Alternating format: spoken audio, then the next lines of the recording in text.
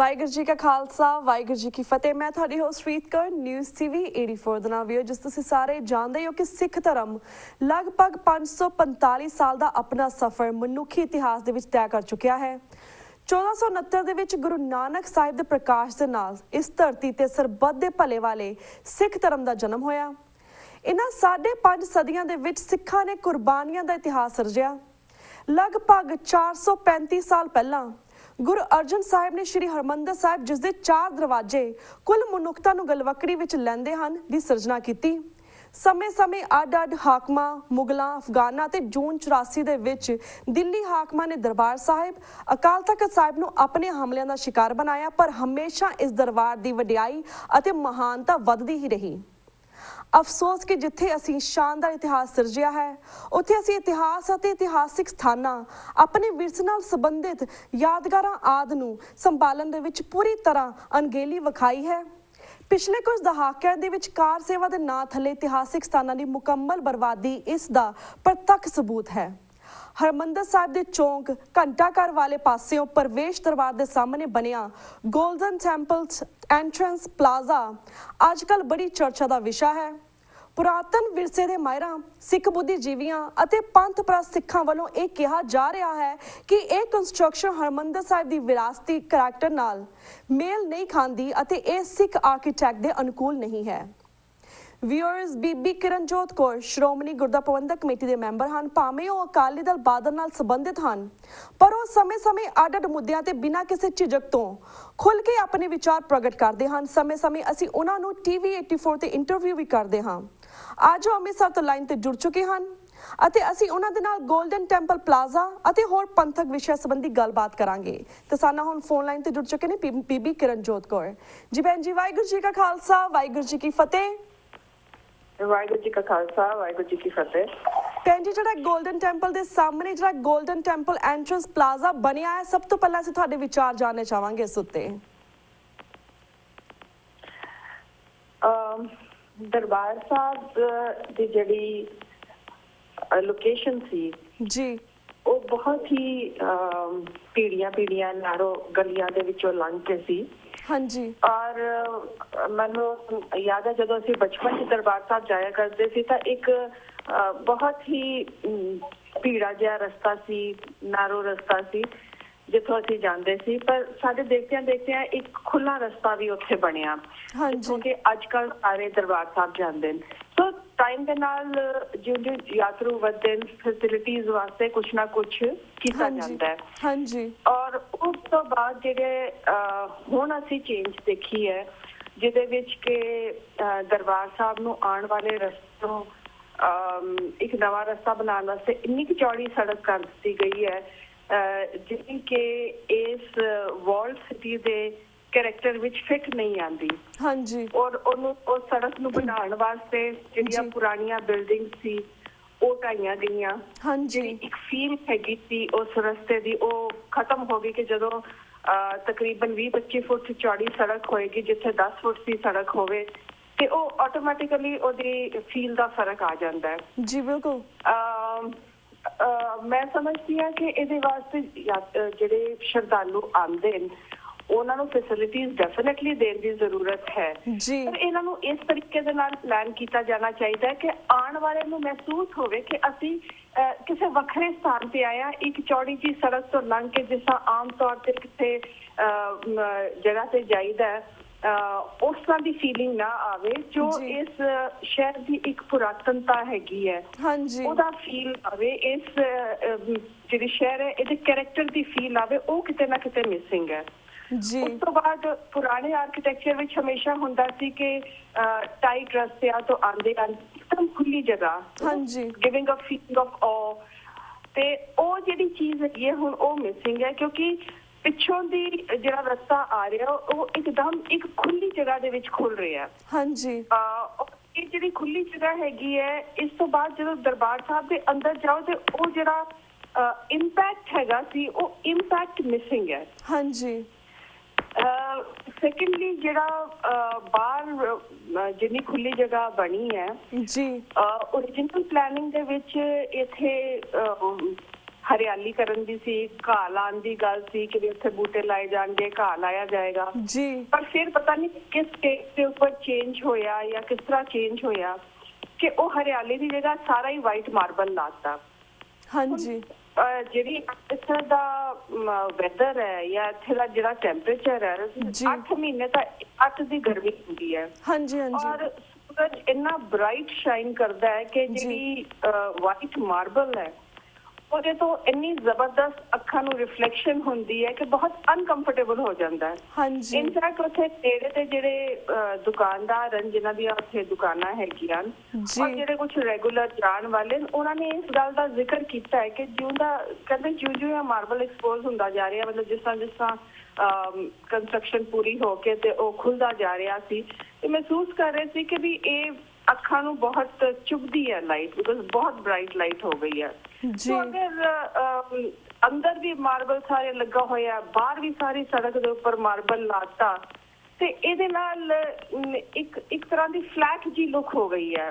ਮਤਲਬ ਦਰਬਾਰ ਸਾਹਿਬ ਦੀ beauty enhance ਕਰਨ ਵਾਲੀ ਜਿਹੜੀ ਗੱਲ ਸੀ ਉਹ ਇਸ ਪਲੈਨਿੰਗ ਦੇ ਵਿੱਚ ਨਹੀਂ ਆ ਸਕੀ। ਜੀ ਜੀ ਜੀ।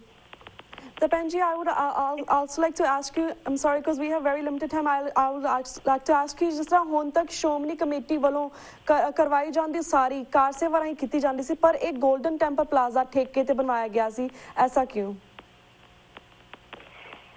ਨਹੀਂ, ਇਹ ਜਿਹੜੀ ਜਗ੍ਹਾ ਹੈ ਇਹ ਸਰਕਾਰ ਦੀ ਜਗ੍ਹਾ ਹੈ, ਇਹ ਕਾਰਪੋਰੇਸ਼ਨ ਦੀ ਜਗ੍ਹਾ ਸੀ। ਇਹਦੇ ਵਿੱਚੋਂ ਥੋੜਾ ਜਿਹਾ ਦਰਬਾਰ ਸਾਹਿਬ ਦਾ ਏਰੀਆ ਜ਼ਰੂਰ ਇਨਕਲੂਡ ਕੀਤਾ ਗਿਆ, ਪਰ ਇਹ ਹੈਗੀ ਸਾਰੀ ਸਰਕਾਰ ਦੀ ਜਗ੍ਹਾ ਸੀ ਔਰ ਕੰਮ ਜਿਹੜਾ ਹੈ ਉਹ ਸਾਰਾ ਸਰਕਾਰ ਨੇ ਕਰਾਇਆ ਹੈ, ਸ਼੍ਰੋਮਣੀ ਕਮੇਟੀ ਨੇ ਖਰਚਾ ਨਹੀਂ ਕੀਤਾ। ਜੀ ਜੀ। And then Penji, also you mentioned like ਇੱਕ ਤੁਹਾਡੇ ਨਿਊਜ਼ ਦੇ ਵਿੱਚ ਤੁਹਾਡਾ ਆਇਆ ਸੀ ਆਰਟੀਕਲ ਜਿਸ ਤੁਸੀਂ ਇਹ ਵੀ ਲਿਖਿਆ ਸੀ ਕਿ ਜਿਸ ਤਰ੍ਹਾਂ ਆਪਾਂ ਸਾਰੇ ਗੱਲ ਕਰਦੇ ਕਿ ਦਰਬਾਰ ਸਾਹਿਬ ਦੇ ਵਿੱਚ ਸਾਨੂੰ ਸਾਰਿਆਂ ਨੂੰ ਅਸੀਂ ਇੱਕ ਜਗ੍ਹਾ ਤੇ ਜਾ ਕੇ ਸੇਵਾ ਕਰਦੇ, ਇੱਕ ਜਗ੍ਹਾ ਤੇ ਜਾ ਕੇ ਬਹਿੰਦੇ ਆ, so we are all equal, whereas this plaza is not for equality, it's more like a VIP plaza, is that true?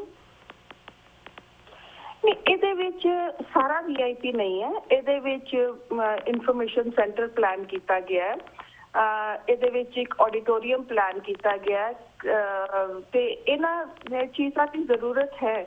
ਪਰ ਇਹਦੇ ਨਾਲ ਜਿਹੜਾ ਇੱਕ ਜਿੱਥੇ ਬਾਕੀ ਸਾਰੀ ਲੋਕਾਂ ਦੀਆਂ ਗੱਡੀਆਂ ਰੁਕ ਜਾਣਗੀਆਂ ਉੱਥੇ VIPs ਵਾਸਤੇ ਸਪੈਸ਼ਲ ਫੈਸਿਲਿਟੀਜ਼ ਦੇਣਾ ਜਿਹੜਾ ਹੈ ਉਹ ਦਰਬਾਰ ਸਾਹਿਬ ਦੇ ਜੋ ਫਿਲਾਸਫੀ ਹੈਗੀ ਹੈ ਉਹਦੇ ਨਾਲ ਮੇਲ ਨਹੀਂ ਖਾਂਦਾ, ਕਿਉਂਕਿ ਜਦੋਂ ਗੁਰੂ ਰਾਮਦਾਸ ਜੀ, ਜਦੋਂ ਗੁਰੂ ਅਰਜਨ ਦੇਵ ਜੀ ਨੇ ਗੁਰਦੁਆਰੇ ਦੀ ਉਸਾਰੀ ਕੀਤੀ ਸੀ ਉਸ ਵਕਤ ਇੰਨੀ ਜ਼ਿਆਦਾ ਲੋਕਾਂ ਦੇ ਵਿੱਚ ਡਿਸਕ੍ਰਿਮੀਨੇਸ਼ਨ ਸੀ ਕਿ ਕੋਈ ਇੱਕ ਦੂਜੇ ਨੂੰ ਆਪਣੇ ਧਾਰਮਿਕ ਸਥਾਨ ਤੇ ਐਂਟਰ ਨਹੀਂ ਸੀ ਕਰਨ ਦਿੰਦਾ। ਹਾਂਜੀ। ਉਸ ਸਮੇਂ ਦੇ ਵਿੱਚ ਗੁਰੂ ਅਰਜਨ ਦੇਵ ਜੀ ਨੇ ਮੁਸਲਿਮ ਫਕੀਰ ਕੋਲੋਂ ਹਜ਼ਰਤ ਮੀਆਂ ਮੀਰ ਕੋਲੋਂ ਇਹਦਾ ਨੀਂਹ ਪੱਥਰ ਰਖਾਇਆ ਸੀ ਔਰ ਇਹ ਇੱਕ ਮੈਸੇਜ ਦਿੱਤਾ ਸੀ ਕਿ we this place is open for everybody. ਬਿਲਕੁਲ। ਇਹਦੇ ਵਿੱਚ ਕੋਈ ਉੱਚ ਨੀਚ ਦੀ ਗੱਲ ਨਹੀਂ ਸੀ, ਕਿਉਂਕਿ ਅੱਗੇ ਵੀ ਤਾਂ ਜਿਹੜੀ ਜਾਤਾਂ ਵਾਲੀ ਗੱਲ ਸੀ ਉਹ ਤਾਂ ਹਾਇਰਾਰਕੀ ਉੱਚ ਨੀਚ ਵਾਲੀ ਸੀ ਨਾ। ਹਾਂਜੀ। ਉਹ ਸਾਰੀ ਚੀਜ਼ ਨੂੰ ਖਤਮ ਕਰਕੇ ਜਦੋਂ ਗੁਰੂ ਅਰਜਨ ਦੇਵ ਜੀ ਨੇ ਗੁਰਦੁਆਰੇ ਦੀ ਉਸਾਰੀ ਕੀਤੀ ਜੀ ਤੇ ਉਧਰ ਉਸੇ ਵਿੱਚ ਅਗਰ ਅਸੀਂ ਇਸ ਕਿਸਮ ਦਾ ਇੱਕ ਕਲਚਰ ਡਿਵੈਲਪ ਕਰਦੇ ਆ ਜਿਹਦੇ ਵਿੱਚ ਕਿ ਵਿਅਕਤੀ ਵਿਸ਼ੇਸ਼ ਆਪਣੀਆਂ ਗੱਡੀਆਂ ਸਮੇਤ ਆ ਸਕਦੇ ਹਨ, ਜਿੱਥੇ ਉਹਨਾਂ ਦੀ ਐਂਟਰੈਂਸ ਟੂ ਦਰਬਾਰ ਸਾਹਿਬ ਵੱਖਰੀ ਹੋਵੇ, ਸੋ ਇਹ ਕਿਤੇ ਨਾ ਕਿਤੇ ਉਸ ਸਪਿਰਿਟ ਦੇ ਅਗੇਂਸਟ ਜਾਂਦਾ ਜਿਸ ਸਪਿਰਿਟ ਦੇ ਨਾਲ ਇਸ ਸਥਾਨ ਦੀ ਉਸਾਰੀ ਹੋਈ ਹੈ। ਬਿਲਕੁਲ ਜੀ ਜੀ। ਤੇ ਭੈਣ ਜੀ we have 3 minutes left, let's move to next question। ਜਿਸ ਤਰ੍ਹਾਂ ਦਰਬਾਰ ਸਾਹਿਬ ਨੂੰ ਯੂਨੈਸਕੋ ਵੱਲੋਂ ਹੈਰੀਟੇਜ ਸਟੇਟਸ ਦੇਣ ਦਾ ਜਿਨ੍ਹਾਂ ਨੇ ਵਿਰੋਧ ਕੀਤਾ ਸੀਗਾ, ਹੁਣ ਉਹ ਗੋਲਡਨ ਟੈਂਪਲ ਪਲਾਜ਼ਾ ਦੇ ਮੁੱਦੇ ਤੇ ਬਿਲਕੁਲ ਚੁੱਪ ਬੈਠੇ ਨੇ, ਇਸ ਬਾਰੇ ਤੁਸੀਂ ਕੀ ਕਹਿਣਾ ਚਾਹੋਗੇ? ਗੋਲਡਨ ਜਿਹੜਾ ਦਰਬਾਰ ਸਾਹਿਬ ਨੂੰ ਹੈਰੀਟੇਜ ਸਟੇਟਸ ਦੇਣ ਦਾ ਵਿਰੋਧ ਕੀਤਾ ਸੀ ਜੀ, ਉਹ ਉਸ ਵਕਤ ਤਾਂ ਸ਼੍ਰੋਮਣੀ ਕਮੇਟੀ ਦੇ ਉਸ ਵਕਤ ਦੇ ਪ੍ਰਧਾਨ ਨੇ ਇਹ ਕਿਹਾ ਸੀ ਕਿ ਵੀ ਸਾਨੂੰ ਜੀ ਹੈਰੀਟੇਜ ਸਟੇਟਸ ਦੀ ਲੋੜ ਨਹੀਂ ਹੈਗੀ, ਅਸੀਂ ਆਪੇ ਆਪਣੇ ਹੈਰੀਟੇਜ ਦੀ ਸੰਭਾਲ ਕਰ ਲਵਾਂਗੇ। ਪਰ ਜਦੋਂ ਸਮਾਂ ਆਇਆ ਤੇ ਅੱਜ ਤੁਸੀਂ ਦੇਖੋ ਦਰਬਾਰ ਸਾਹਿਬ ਦਾ ਟੋਟਲੀ ਨਕਸ਼ਾ ਐਕਸੈਪਟ ਫॉर द ਕੋਰ ਜਿਹੜੀ ਹਰਮੰਦਰ ਸਾਹਿਬ ਦੀ ਬਿਲਡਿੰਗ ਹੈ, ਆਲੇ ਦੁਆਲੇ ਸਭ ਕੁਝ ਚੇਂਜ ਕਰ ਦਿੱਤਾ ਗਿਆ ਹੈਗਾ। जी इतनी ज्यादा कंस्ट्रक्शन एंड रिकंस्ट्रक्शन हो गई है हाँ जी कि हेरिटेज का सत्यानाश हो रहा है जी बिल्कुल जी like I agree with you because ਜਿਸ ਅਸੀਂ ਗੱਲ ਕੀਤੀ ਕਿ ਪਹਿਲਾਂ ਭੀੜੀਆਂ ਗਲੀਆਂ ਸੀ ਕਾਫੀ ਇਤਿਹਾਸਿਕ ਇਮਾਰਤਾਂ ਸੀ ਉੱਥੇ ਪਰ ਸਮੇਂ ਦੇ ਨਾਲ ਇਹ ਸਾਰੀਆਂ ਇਮਾਰਤਾਂ ਵੀ ਢਾਹ ਦਿੱਤੀਆਂ ਗਈਆਂ ਤੇ ਹੁਣ it's like more like a money making plaza just it's not like more like Darbar Sahib ਹੁਣ ਦਰਬਾਰ ਸਾਹਿਬ ਦੀ ਕਾਫੀ ਜਿਹੜੀ ਪਹਿਲਾਂ ਸੁੰਦਰਤਾ ਸੀਗੀ ਔਰ ਸਭ ਕੁਝ ਸੀਗਾ I think it's time with the time it's changing a lot anyways ਜਿਸ ਪਹਿਲਾਂ ਅਸੀਂ ਜਾਂਦੇ ਹੁੰਦੇ ਸੀ ਦਰਬਾਰ ਸਾਹਿਬ ਦੇ ਵਿੱਚ ਵੀ used to also go from like very narrow places and then right now ਸਭ ਕਾਫੀ ਕੁਝ ਖੁੱਲ ਗਿਆ ਹੈ and then there more shops opened up and Panji, I'm sorry, we have like a 1 minute left and I'm so sorry and we would like to ask you ਜਿਸ ਤਰ੍ਹਾਂ ਪਿਛਲੇ ਦਿਨੀ ਕਸ਼ਮੀਰ ਦੇ ਵਿੱਚ ਆਏ ਹੜ੍ਹਾਂ ਨੇ ਭਾਰੀ ਤਬਾਹੀ ਮਚਾਈ ਸੀ ਸ਼੍ਰੋਮਣੀ ਗੁਰਦੁਆਰਾ ਪ੍ਰਬੰਧਕ ਕਮੇਟੀ ਨੇ ਹੜ੍ਹ ਪੀੜਤਾਂ ਦੀ ਮੁਕੰਮਲ ਮਦਦ ਕਰਕੇ ਸਿੱਖੀ ਦੇ ਸਰਬੱਤ ਦੇ ਭਲੇ ਦੇ ਸੁਨੇਹੇ ਨੂੰ ਅਮਲੀ ਜਾਮਾ ਪਹਿਨਾਇਆ ਪਰ ਭਾਰਤੀ ਮੀਡੀਆ ਨੇ ਸਿੱਖਾਂ ਵੱਲੋਂ ਹੜ੍ਹ ਪੀੜਤਾਂ ਦੀ ਕੀਤੀ ਗਈ ਮਦਦ ਨੂੰ ਲਗਭਗ ਅਣਗੌਲਿਆਂ ਕੀਤਾ ਇਸ ਬਾਰੇ ਤੁਸੀਂ ਕੀ ਕਹਿਣਾ ਚਾਹੋਗੇ within 1 minute क्योंकि ये पहली बार नहीं है कि श्रोमणी कमेटी ने इस तरह की मदद की होए तुहानूं याद होएगा बड़े साल पहले गुजरात दे विच जदों भूचाल आके बड़ी मुकम्मल तबाही हुई थी श्रोमणी कमेटी ने उस वक्त भी जाके उत्थे लोकां वास्ते लंगर लगाए सी जे उत्तराखंड दे विच होई ते श्रोमणी कमेटी ने उत्थे भी अपनी मैडिकल टीम्स भेजियां अपने वॉलंटियर्स भेजे लंगर दा प्रबंध कीता श्रीनगर ਇਹੋ ਜਿਹਾ ਹੋਇਆ ਤੇ ਫਿਰ ਕੀਤਾ श्रीनगर ਦੇ ਵਿੱਚ ਸ਼ਾਇਦ ਸਾਨੂੰ ਜ਼ਿਆਦਾ ਪਬਲਿਸਿਟੀ ਮਿਲ ਗਈ ਹੈ ਕਿਉਂਕਿ ਅੰਮ੍ਰਿਤਸਰ ਤੋਂ ਸਾਰਾ ਕੁਝ ਮੈਨੇਜ ਹੋ ਰਿਹਾ ਸੀ ਔਰ ਬਾਕੀ ਸਥਾਨਾਂ ਤੇ ਜਦੋਂ ਅਸੀਂ ਗਏ ਅਸੀਂ ਉਹਨਾਂ ਜਗ੍ਹਾਵਾਂ ਤੇ ਜਾ ਕੇ ਲੰਗਰ ਲਗਾਏ ਸੇਵਾ ਕੀਤੀ ਤੇ ਉਹਦੀ ਕਿਤੇ ਮੀਡੀਆ ਕਵਰੇਜ ਨਹੀਂ ਹੋਈ ਤੇ ਲੱਗਦਾ ਹੈ ਕਿ ਵੀ ਇਸ ਵਾਰ ਅਸੀਂ ਬਹੁਤ ਕੰਮ ਕੀਤਾ ਪਰ ਸ਼੍ਰੋਮਣੀ ਕਮੇਟੀ ਹਮੇਸ਼ਾ ਹੀ ਜਿੱਥੇ ਵੀ ਇਹੋ ਜਿਹੀ ਕੋਈ ਕਲੈਮਿਟੀ ਆਂਦੀ ਹੈ ਕੋਈ ਨੈਚੁਰਲ ਕਲੈਮਿਟੀ ਆਂਦੀ ਹੈ ਉੱਥੇ ਪਹੁੰਚ ਕੇ ਆਪਣਾ ਜੋ ਪੋਸੀਬਲ ਹੈਲਪ ਹੈ ਉਹ ਕਰਦੀ ਹੈ ਔਰ ਹਾਲੇ ਵੀ श्रीनगर ਦੇ ਵਿੱਚ ਸਾਡੇ ਕੈਂਪਸ ਕੰਟੀਨਿਊ ਹੋ ਰਹੇ ਨੇ ਮੈਡੀਕਲ ਕੈਂਪ ਵੀ ਔਰ ਦੂਸਰੀਆਂ ਬੇਸਿਕ ਫੈਸਿਲਿਟੀਜ਼ ਔਰ ਲੰਗਰ ਵਾਸਤੇ ਜਿਹੜੇ ਕੈਂਪ ਉਹ ਵੀ ਚੱਲ ਰਹੇ ਨੇ ਜੀ ਬਿਲਕੁਲ ਭੈਣ ਜੀ ਥੈਂਕ ਯੂ ਸੋ ਮਚ ਕਿ ਤੁਸੀਂ ਆਪਣਾ ਟਾਈਮ ਕੱਢ ਕੇ ਸਾਡੇ ਦਰਸ਼ਕਾਂ ਦੇ ਰੂਬਰੂ ਹੈ ਇਸ ਪਲਾਜ਼ਾ ਦੇ ਬਾਰੇ ਆਪਣੇ ਵਿਚਾਰ ਸਾਂਝੇ ਕੀਤੇ ਇਸੇ ਤਰ੍ਹਾਂ ਸਮੇਂ-ਸਮੇਂ ਅੱਡ-ਅੱਡ ਮੁੱਦੇ ਤੇ ਅਸੀਂ ਵਿਚਾਰ ਜਾਣਦੇ ਰਵਾਂਗੇ ਪਰ ਹੁਣ ਅਸੀਂ ਤੁਹਾਡੇ ਕੋਲ ਇਜਾਜ਼ਤ ਲੈਣੇ ਆ ਭੈਣ ਜੀ ਵਾਹਿਗੁਰੂ ਜੀ ਕਾ ਖਾਲਸਾ ਵਾਹਿਗੁਰੂ ਜੀ ਕੀ ਫਤਿਹ ਵਾਹਿਗੁਰੂ ਜੀ ਕਾ ਖਾਲਸਾ ਵਾਹਿਗੁਰੂ ਜੀ ਕੀ ਫਤਿਹ Viewers, वक्त हो गया एक छोटे से ब्रेक तक. Keep watching News TV 84. We'll be right back after a short break.